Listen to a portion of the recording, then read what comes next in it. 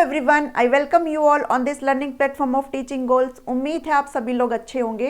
तो आपका एचटेट का एग्जाम जो है वो फाइनली ओवर हो चुका है और जो भी कैंडिडेट इसमें पास है तो वो आगे फर्दर जो है बढ़ना चाहेंगे। आपको सभी को पता है कि आपका क्या होने वाला है, आपका स्क्रीनिंग का एग्जाम होने वाला है जो आपको एक जॉब दिला करके जाएगा। लेकिन इस जो है एग्ज़ाम के लिए आपको पता होना चाहिए भी आपका क्या एग्ज़ाम पैटर्न है और क्या आपके एग्ज़ाम में पूछा जाने वाला है, तभी तो आप अपनी आगे की तैयारी को कंटिन्यू करेंगे। तो आज के इस वीडियो में आपके साथ टीजीटी को लेकर के डिस्कस करूंगी कि आपका जो स्क्रीनिंग का एग्ज़ाम है उसमें आपसे क्या क्या पूछा जाएगा।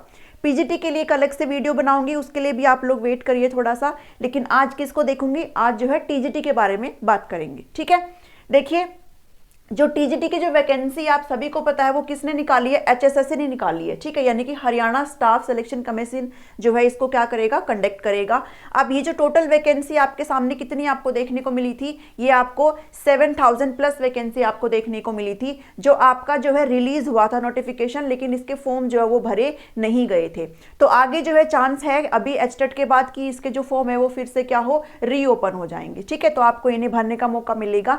तो अभी आप देख लीजिए जो भाई यहाँ पे एज जो दी गई है ना, वो इस नोटिफिकेशन में क्या बता रखी है, आपकी जो एज है वो कितनी होनी चाहिए, वो 18 to 42 ईयर्स होती है। ठीक है, लेकिन यहाँ पे 45 ईयर्स उन लोगों की एज है जो ऑलरेडी वर्किंग है डिपार्टमेंट में, टीचिंग डिपार्टमेंट में। ठीक है, उनको क्या है 45 एज यहाँ पे प्रोवाइड करी गई है। अब आपको क्वालिफिकेशन पता होना चाहिए इस फॉर्म को भरने से पहले।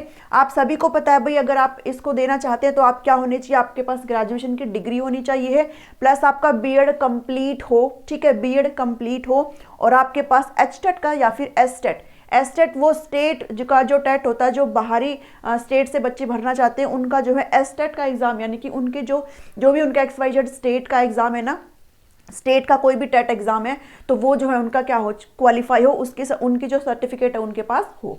ठीक है, जैसे हरियाणा के बच्चे तो उनके पास किस चीज़ का सर्टिफिकेट होगा, उनके पास एचटेट का सर्टिफिकेट होगा। ऐसे ही जो बाहर के बच्चे होंगे उनके पास उनके स्टेट का जो है टेट सर्टिफिकेट हो। ठीक है, अब ये जो है किसमें, आपके जो भी कंसर्न सब्जेक्ट में है उसमें होना चाहिए। अब बहुत सारे बच्चे डाउट लेकर के आते हैं, मैसेज करते हैं कि मेरा जो सब्जेक्ट ये है, मेरा जो एचटेट का सर्टिफिकेट है ये है, क्या मैं इस सब्जेक्ट को भर सकता हूँ।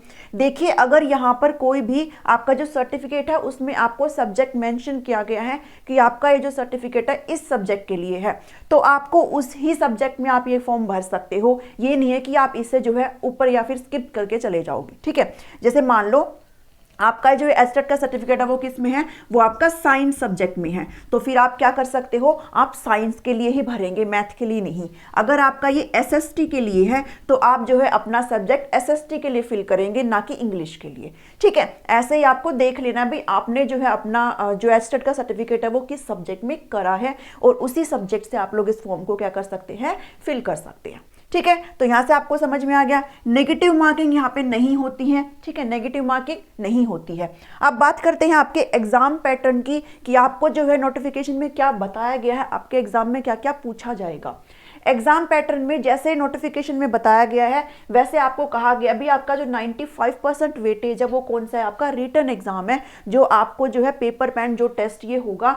ठीक है, एमसीक्यू बेस्ड ये जो टेस्ट होगा वो आपका 95% वेटेज लेकर के जाएगा, जबकि जो आपका 5% वेटेज है वो किसको दिया जाएगा, वो सोशियो इकोनॉमिक क्राइटेरिया यानी कि सामाजिक आर्थिक मानदंड के बेस पे आपको ये 5% दिया जाएगा।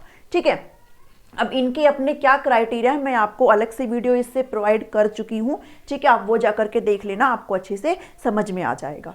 ठीक है, बात करती हूँ इस 95% रिटन एग्जाम की, तो इसके अंदर आपका क्या क्या आएगा ये आपको समझने की ज़्यादा ज़रूरत है। सबसे पहली बात यहाँ पर क्या है कि आपको क्या पूछा जाएगा, हरियाणा जीके यहाँ पे आपसे पूछा जाएगा। ठीक है, अब ये जो हरियाणा जीके है वो एचटेट में सिर्फ 10 नंबर की आती थी, लेकिन यहाँ पे आपको अराउंड 20 इसका जो है एक स्पेसिफिक दायरा इन्होंने बता रखा है कि भाई इतने क्वेश्चन आएंगे हरियाणा जीके के। ठीक है, जो सिलेबस है आपका ये जो आपका पैटर्न है जो पूछा जाएगा, इसका जो सिलेबस है ये अभी से इन्होंने जो है जारी नहीं किया है। ठीक है, और आपको जो है इसकी वेट भी नहीं करनी है, क्योंकि आप सभी को पता है कि स्क्रीनिंग में क्या क्या आएगा, आपको ये सब अच्छे से पढ़ना है। ठीक है, सिलेबस इन्होंने अभी से जारी नहीं किया है, भाई कौन सा पोर्शन कितने नंबर का आएगा ये अभी से इन्होंने नहीं बताया है। तो हरियाणा जी के आप मान के चलिए करीब करीब 20 नंबर की यहाँ पे 20 से 23 नंबर की यहाँ पे आपकी बनेगी। तो ये एक अच्छा जो है अपने आप में एक स्कोरिंग सेक्शन आपके पास हो जाता है। तो आप जो है अगर इस टेस्ट के लिए प्रिपेयर कर रहे हो तो आप इस चीज़ को इग्नोर नहीं कर सकते हो। अब हरियाणा जीके में आपसे हरियाणा के जो करंट अफेयर्स हैं वो भी आएंगे, ठीक है, हरियाणा के जो न्यूज़ है वो भी आएगी, पिछले 1 साल का आपने कम से कम पढ़ना है। साथ ही हरियाणा की हिस्ट्री, ठीक है, जीके में आता है क्या, हिस्ट्री, पॉलिटी और हरियाणा के कोई भी इकोनॉमिक्स वगैरह, ठीक है, और ज्योग्राफी वगैरह, इसके हरियाणा के डांस वगैरह, कल्चर, ठीक है, ये सभी किस में आता है, हरियाणा के जीके में आता है। कहने का मतलब ये है कि आपने हरियाणा का जीके, हरियाणा को जो है कंप्लीटली अच्छे से जो है पढ़ना है, ठीक है, तब आपके जाकर के यहाँ पे क्या आएंगे, नंबर आएंगे। उसके बाद आपसे हिंदी पूछी जाती है। हिंदी अपने आप में एक अच्छी लेवल की हिंदी यहाँ पे आपसे पूछी जाएगी। आपको डीप में सारे टॉपिक्स जो है पढ़ने हैं, ठीक है, कुछ भी टॉपिक आपने छोड़ना नहीं है, आपने सारे टॉपिक्स जो है अच्छे से पढ़ने हैं, अच्छे से इनकी प्रैक्टिस करनी है, ठीक है। 5 से 6 नंबर की आ सकती है, जैसे पिछले पैटर्न के बेस पे मैं आपको बता रही हूँ। अभी ये कितने नंबर का आएगा अभी किसी को नहीं पता है, लेकिन ज़्यादा नहीं, 10 से जो है कम नंबर के ये बनते हैं। इंग्लिश भी आपको अच्छे से पढ़नी है, डीपली इसको अच्छे से पढ़ना है आपने।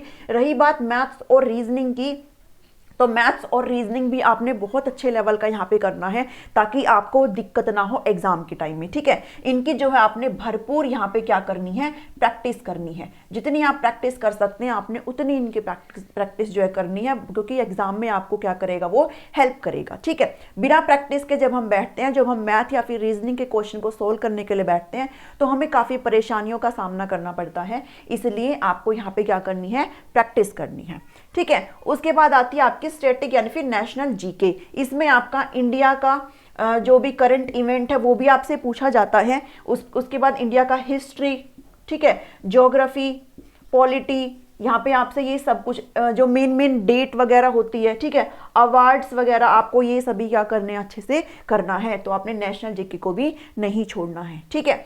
उसके बाद आपका लास्ट चीज बच जाता है जो कि आपका क्या है, सब्जेक्ट स्पेसिफिक है। अब ये अपने आप में बहुत इंपॉर्टेंट है, क्योंकि इसके बिना आपका जो ये पेपर है वो पास नहीं होएगा, ठीक है। पहले क्या आता था, सब्जेक्ट स्पेसिफिक आपका 30 मार्क्स का आता था, लेकिन अभी ये कितने नंबर का आएगा ये आपको बाद में ही जब नोटिफिकेशन आएगा तब आपको पता चलेगा। तो अपना जो सब्जेक्ट स्पेसिफिक है वो आप मान करके चलिए। अगर आप टीजीटी के लिए फॉर्म फिल कर रहे हो तो यहाँ पे आपका जो सब्जेक्ट है वो आपका ग्रेजुएशन लेवल तक का चला जाएगा, ठीक है, कहाँ तक का, ग्रेजुएशन लेवल तक का चला जाएगा। एचटेट से भी अच्छा लेवल यहाँ पे आपसे पूछा जाएगा, ठीक है। तो यहाँ पर क्या है, आपको अपना जो सब्जेक्ट है वो अच्छे से पढ़ना है, क्योंकि आप जब टीचर बनेंगे तो आपको स्कूल में पढ़ाना क्या है, आपको अपना सब्जेक्ट पढ़ाना है, ठीक है। तो ये जो ग्रेजुएशन लेवल का, उसके बाद आप यहाँ से आपका 11th एंड 12th तो कवर हो ही जाता है अगर आप ग्रेजुएशन लेवल तक जा रहे हैं तो, ठीक है। और ये मत करके चले जाना कि 9th यहाँ पे बिल्कुल भी काम नहीं आएगा, आपको उसको पढ़ना है अपना बेस बनाने के लिए। उसके बाद आप 11th 12th पढ़ेंगे और उसके बाद आप अपना ग्रेजुएशन का सिलेबस पढ़ेंगे, साइंस का सॉरी, जो भी आपका XYZ सब्जेक्ट है उसका, ठीक है, फिर चाहे आपका वो कोई सा भी सब्जेक्ट है। तो आई होप आपको यहाँ से चीज़ें समझ में आई होगी। अपनी जो तैयारी है उसको आप अच्छे तरीके से और बेहतर तरीके से करना शुरू करिए, क्योंकि ये जो सारी चीज़ें हैं ना वो कहने में आपको जो दिखने में इजी लगती है, लेकिन जब आप इन चीज़ों को करने बैठेंगे ना तब आपको पता चलेगा कि ये जो है कोई छोटी चीज़ नहीं है, अपने आप में बहुत एक जो है ब्रॉड चीज़ है, ठीक है। तो आप अपने आप, अगर आपने कभी हरियाणा जीके नहीं पढ़ी है ना, तो सबसे बड़ी चुनौती आपके सामने ये होती है कि आपने कंप्लीट हरियाणा जीके को यहाँ पे क्या करना है, पढ़ना है।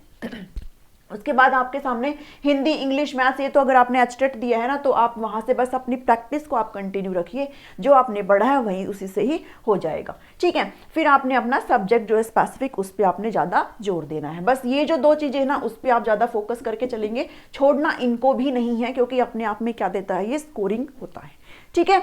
तो आई होप आपको यहाँ से चीज़ें समझ में आई होगी। अगर आपको हेल्प हुई है, आपको लगता है ये कंटेंट रिलेवेंट है, तो आप वीडियो को ज़रूर लाइक करके जाना, चैनल को सब्सक्राइब करना और सभी के साथ वीडियो को क्या करना, शेयर करना, ताकि सभी को क्या हो, हेल्प हो, ठीक है। तो चलिए अगली वीडियो में आपके साथ पीजीटी से संबंधित आपके साथ चीज़ें डिस्कस करूंगी कि भाई पीजीटी वालों को क्या क्या पूछा जाता है, उनको कैसे क्या पढ़ना है, ठीक है, पीजीटी के लिए। तो बने रहिए मेरे साथ, वेट करिए नई वीडियो का जो मैं आपको जल्दी ही प्रोवाइड करूंगी। चलिए मिलती हूँ आपसे नेक्स्ट वीडियो में। Thank you, thanks for watching me.